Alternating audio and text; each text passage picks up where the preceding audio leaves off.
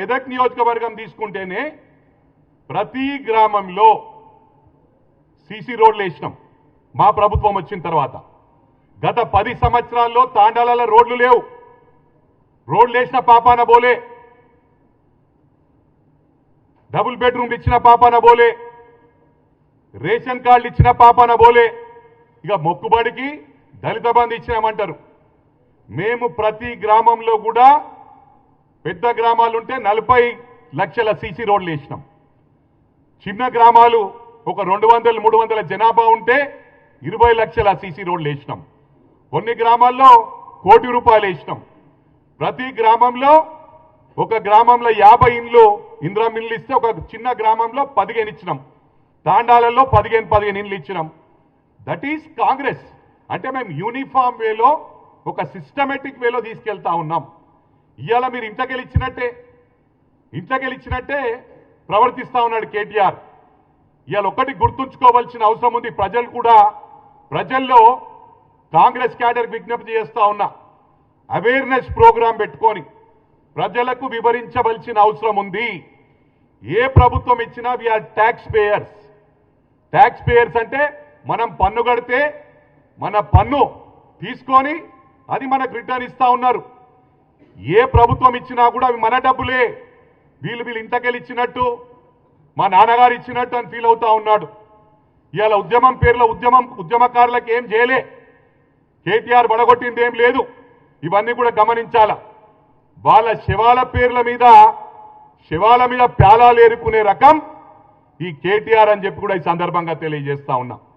అరే ఒక్కరోజన్నా ఉద్యమం చేసినవరా పై? నువ్వు ఒక్కరోజన్నా ఉద్యమం చేసిండు అయితను?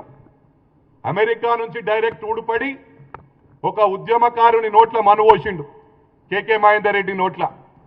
ఆయన కూడా ఎన్నికలలో ఎంత 300 ఓట్లతో గెలిచిండు. ఈయన గొప్పతనమా? ఈయన పడగొట్టింది ఏం లేదు. ఓన్లీ ఫోన్ ట్యాపింగ్ చేసుడు, లేకపోతే మొత్తం సెలబ్రిటీస్ను మొత్తం వాళ్ళ జీవితాలు నాశనం చేసుడు, ఎన్నో కుటుంబాలు నాశనం చేసిండు. అంటే ఓన్లీ సెలబ్రిటీస్ గురించి చెప్తా ఉన్నా. మొన్న కొందరు సిరిసిల్ల వాళ్ళు చెప్తున్నారు, అన్నా వాళ్ళే కాదు చాలా మంది జీవితాలు పాడు చేసిన ఘనత కేటీఆర్కి దక్కిందని. నీ చరిత్ర అదే రాబాయి. ఫస్ట్ ఎవరితో ఛాలెంజ్ చేసేటప్పుడు ఫస్ట్ మిసాల్ పెంచుకోను, సవాల్ విసిరేమో తప్పుడు. ఇది గమనించాలా. చాలా మాట్లాడుతున్నావు. నిన్న అల్వాల్కి వచ్చినావు. అల్వాల్ మల్కాజ్గిరి వచ్చి నిన్న ప్రోగ్రామ్ ఏం ప్రోగ్రామ్ అది? Voters awareness programme.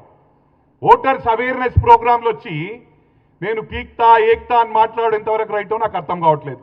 ఏం పీక్తావు నువ్వు? అల్వాల్ వచ్చి ఉంటా అంటున్నావు, సిరిసిల్లకు నాకు రారాదా? అరే నేను గుండాయిజం అంటున్నావురా.